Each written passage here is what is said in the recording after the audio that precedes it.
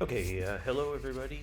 Okay, so as I mentioned in the news item, unfortunately, the first half hour of this week's lab is going to be busy with a group coming in to do a small.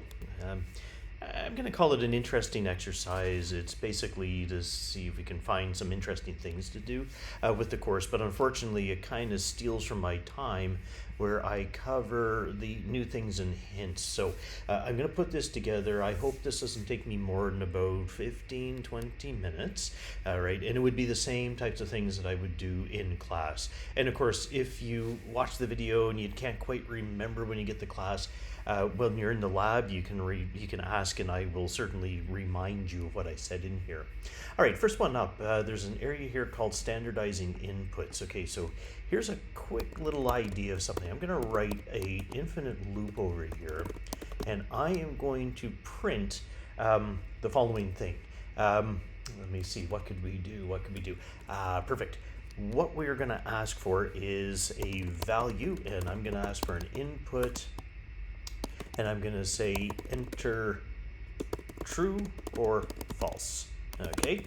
All right. Now to make this a little bit more clear, what I'm going to do is I'm going to select this and I'm going to say T. And over here, I'm going to say F. So in other words, we're kind of making a suggestion. We want the user to type either a T or an F. And I'm going to let the thing run forever. I don't really care about that. But in any case, this is just to do this. And of course, what's going to happen is if the value is equal to a T, then we're going to say that was true. Okay, if value is equal to F, I'm going to say that that was false. Okay, I suppose I should be using the same quotation marks just for consistency. All right, so nothing very funny about this, sorry.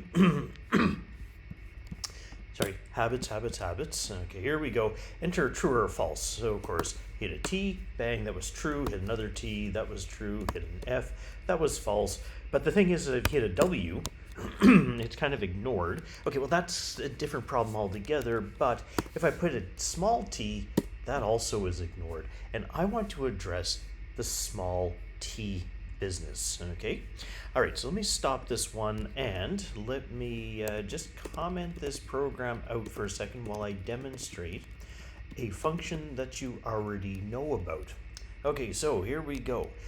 You see, if you put in somebody's name like, well, we'll say the name of a course, intro,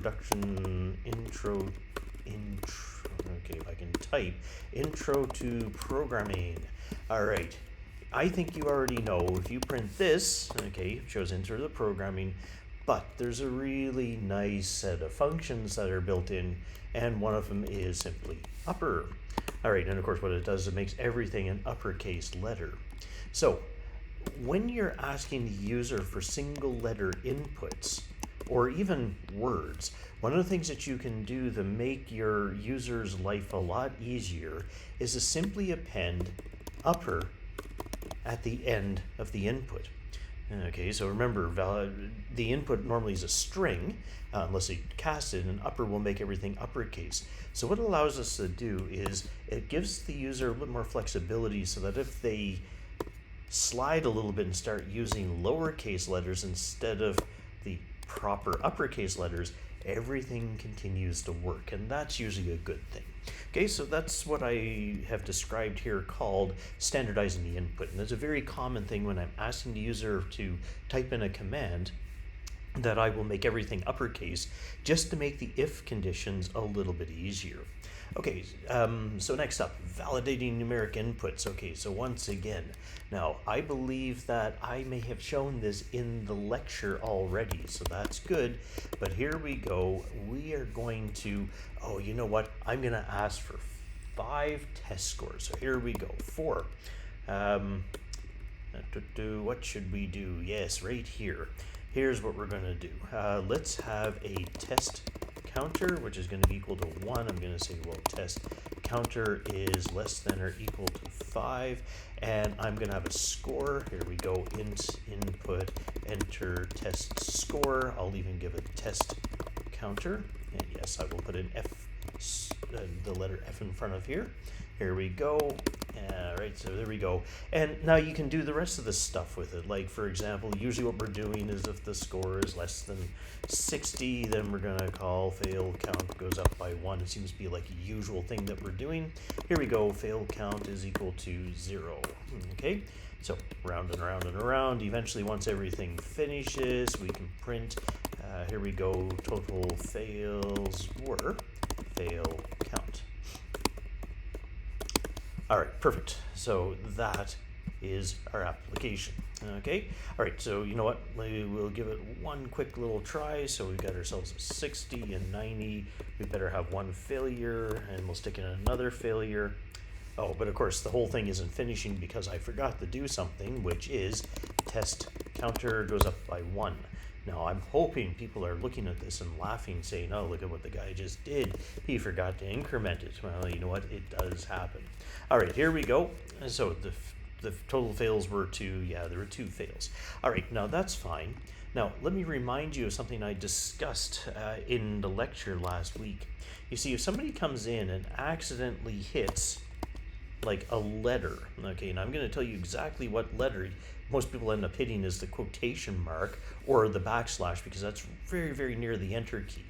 All right, you see, of course, when you do this, well, we end up with the program crashing and basically nothing else can happen. Okay, and then of course you have to run the program again. Well, in order to deal with this bad piece of input, what I can do is I can apply input validation. And the most common way that I deal with input validation is as follows. I like to create an infinite loop where I have the input, because you see here, between here and here, this is the input. So what I want to do is I want to have a while loop that constantly sticks here. And by the way, there's a whole bunch of different ways how I can solve this problem. But remember, this is a runtime error. We can catch runtime errors by putting things like this. Okay, except. Okay, now. All right, so just to remind you about how the try catch works. If something goes wrong with this, I'm going to end up in here as a runtime error. So if this happens, here's what I'm going to do. I'm just going to print out a bunch of stars. I'm going to say that input was not valid. Okay, just so it really stands out. And then what's going to happen is I'm going to let the loop continue up here. And what I'm going to do is just below the input, I'm going to put a break. Now, you got to remember, when I do a break here, where is it breaking? It's breaking out of this loop, not out of the entire loop, just out of this loop here. Okay, so the result is, you see now, if I put in a valid test score, it's fine. If I type a bunch of random letters, it says that the input was not valid. And notice that it never made it down to the test counter +1. So I'm still stuck on this one. And it doesn't matter what other types of stuff I put in here, unless I put in valid number. Well, okay, well, I'm not even checking those. That's a different thing. But at least this way, I can deal with the bad input and prevent my program from crashing. Now, of course, out of all of these, the only thing it found that failed was, of course, the 20. All right, but this thing right here, this is input validation.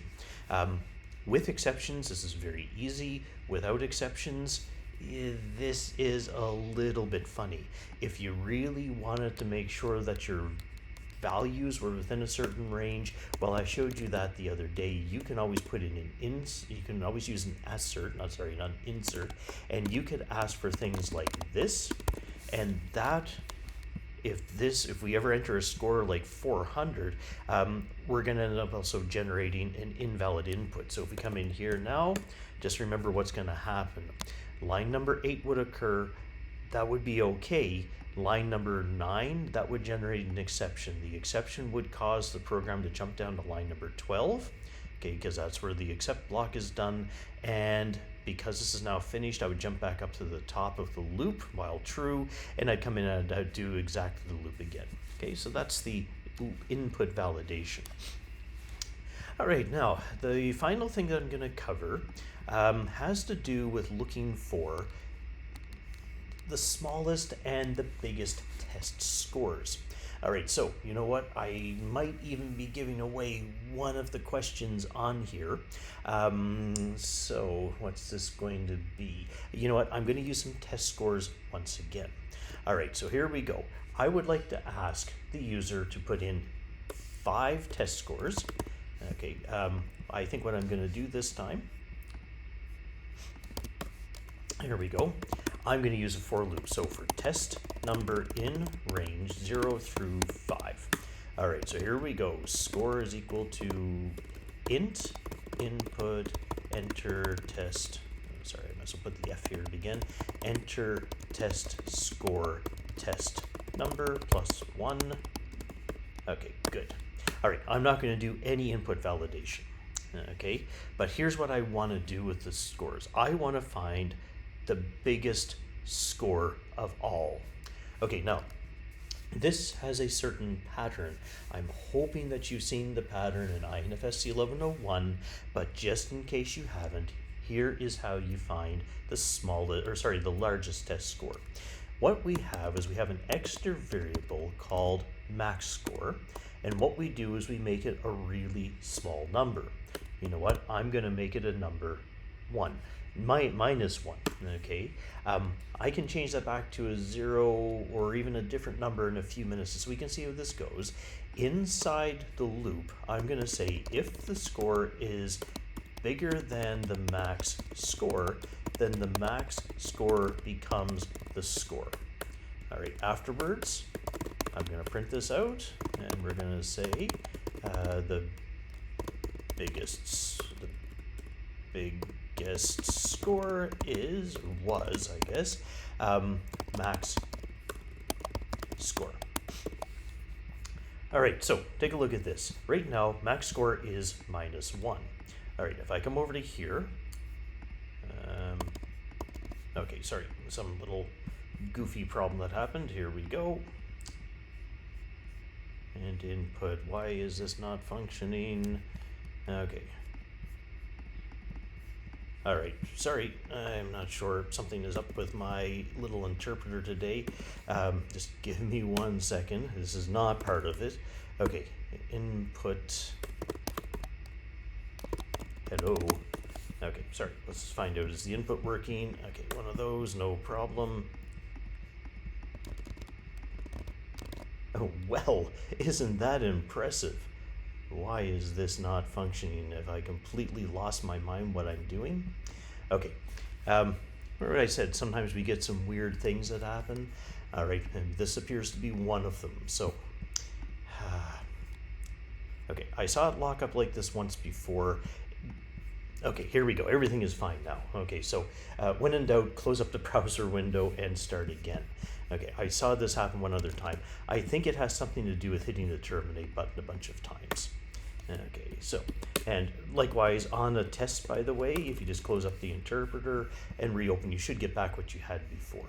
All right, so let me try this once again. Here we go. Now it's operating as expected. So here's what's happened. Okay, think about this right now. Max score is sitting around with the value minus 1. So if I put in a 78, what's going to happen is 78 is bigger than minus 1. So what's going to happen is it is going to replace max score with score. So in other words, the maximum score is going to become 78 because that's the biggest we've seen so far. If I put in a 60, you see, that's not going to be bigger than 78. So it's just kind of ignored that one and it's going to continue on. So if I put a 66, I put a 78, even a 78 is going to be ignored. And if I put, say, a 72, you see what had happened was this if statement right here had picked up the biggest score that we saw, which happened to be this one. Okay, I mean, it was also this one, but that wasn't what we were asking. We were asking just what was the biggest score. Okay, so now that's completely fine. The next thing is, why did I start at minus 1? Why didn't I start at something different? Okay, well, here's an idea. I'm going to start it at 100, and I'm going to let the program run just so I can talk about this. Now, if I set the maximum score equal to 100, that's currently what's in memory. If somebody puts in a 78, what's max score? Well, max score is still 100 because we didn't put anything that's bigger. 56 is not bigger than 100, 90 is not bigger than 100, 97 isn't bigger than 100, and 40 isn't bigger than 100, so it comes up and it incorrectly tells me the biggest score was 100. Okay, so you see, the whole idea here is that you need to make this a small number, smaller than anything else that you're going to enter. Now, I'm going to put it back to 0 because this one will work because the absolute smallest score we can ever enter is 0. But here's what I would like to do. I would like to make up some really, really weird scores right now. Like, for example, if I put in minus 50, not that that's possible, minus 90, minus 23, minus 10, and minus 30. You see, if I were to ask you what's the biggest value here, you would tell me, or you should tell me, it's minus 10. But unfortunately, when you try to use this program, it says that it's 0. And that's because we started with a maximum score that was simply too big. Now, there's a couple of ways how you can solve this problem. One thing that you can do, most people would end up probably taking max score and set it equal to the very first value that's entered. But I've got a really clever little thing. Well, Python has a really clever little thing. So I don't mind showing you because it does work in a couple of languages. But you see, if you have inputs coming in that are possibly negative, what you end up having to do is pick this really, really, really large number. Now, this will work, of course, unless the user puts in something that's even smaller than this. But the idea is, you know, if I could just have an infinity here, I could do it. And believe it or not, Python actually does have an infinity. The way how you use it's a little bit weird. What I do is I use a float. Sorry, I gotta remind myself now what this is. Good, it is a float. And inside a set of quotes, you put the letters INF. Okay, now here's what I'm gonna do. I'm gonna print max score right at the beginning just so you can see it. All right, and what's happened is this has turned it into infinity. Well, that's a really big number. That's not helpful. However, if we were to start with minus infinity as being our very first value, you see, even if I put in a minus 50 is still bigger.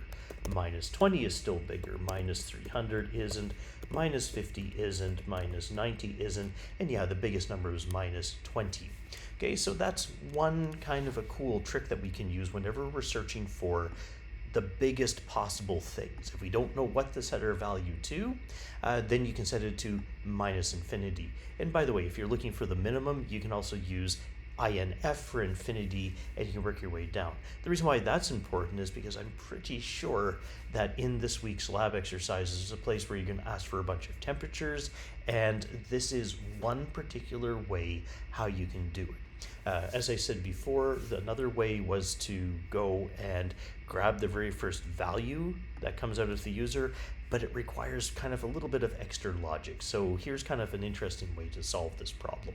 Okay, so that's it for my little video. Hopefully you had a chance to watch this before.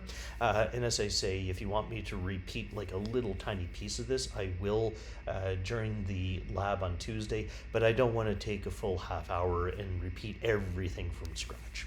Okay, see you.